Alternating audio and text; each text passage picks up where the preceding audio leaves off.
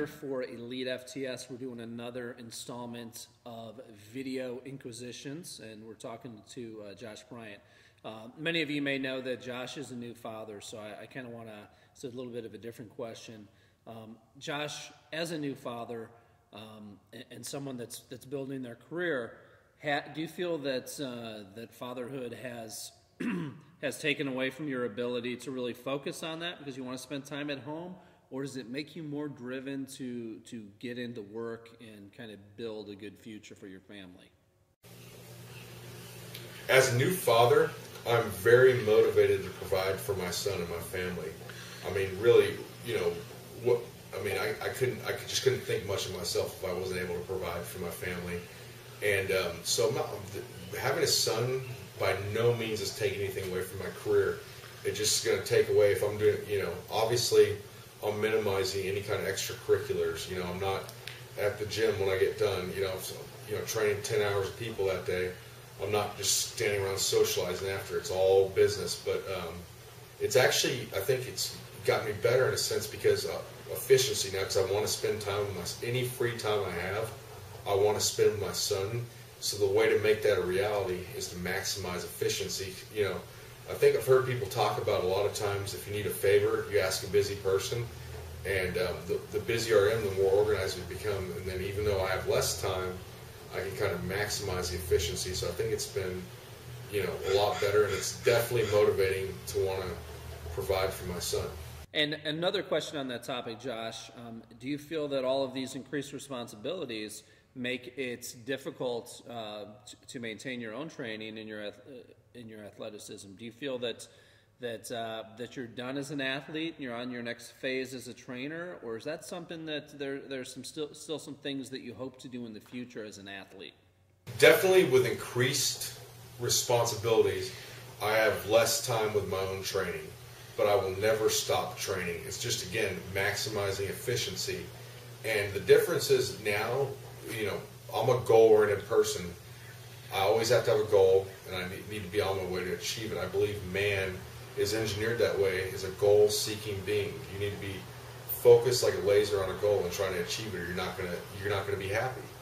So the way I have a different goal now, instead of my own athletic pursuits, my goal now is to help people pursue theirs and be the best they can be. I don't think if I was competing, I'd be as good of a trainer because, when I was competing, that's all I would think about.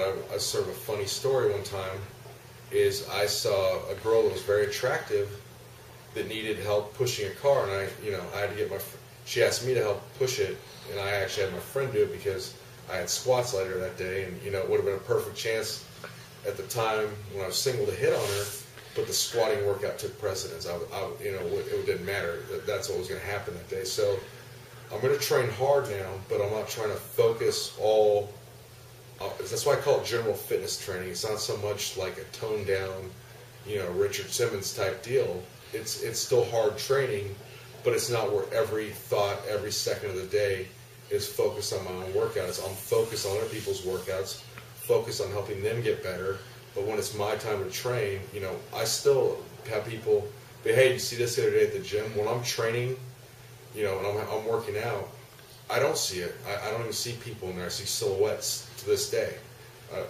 So I'm still training hard, but it's just not the mindset of everything I think about is going to be geared towards that workout where, I'm going to, I remember in college before I got my master's degree as getting the undergraduate degree, there'd be times when, I knew I was going to do poorly on a test, but I'm not going to stay up to mess my workout up. I'd rather take an F on a test than mess the workout up. I mean, that's, how it goes. And now I get that same kind of attitude, but it's towards helping other people achieve their goals. So that's why I think I've been so successful, because that's where my focus is on now, helping other people achieve their goals. And finally, Josh, are there some lessons that you learned under the bar that you hope as a father to pass on to your child?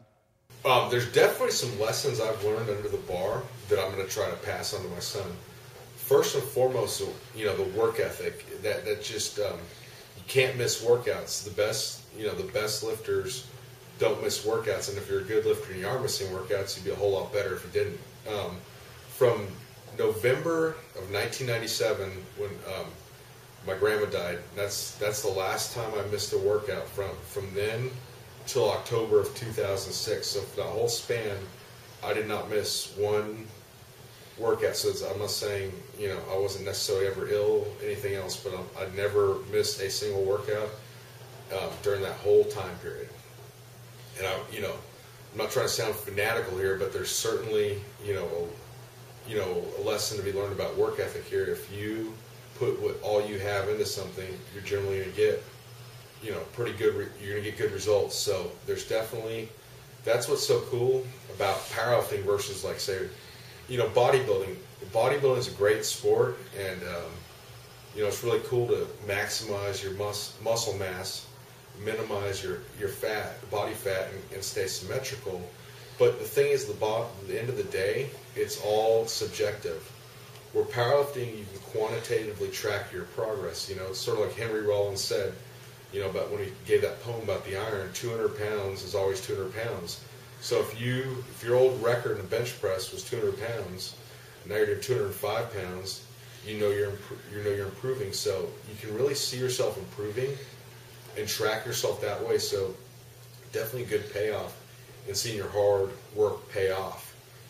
And that's the main thing I think I'm going to take from under the bar for my son is, if you work hard, you're going to get results.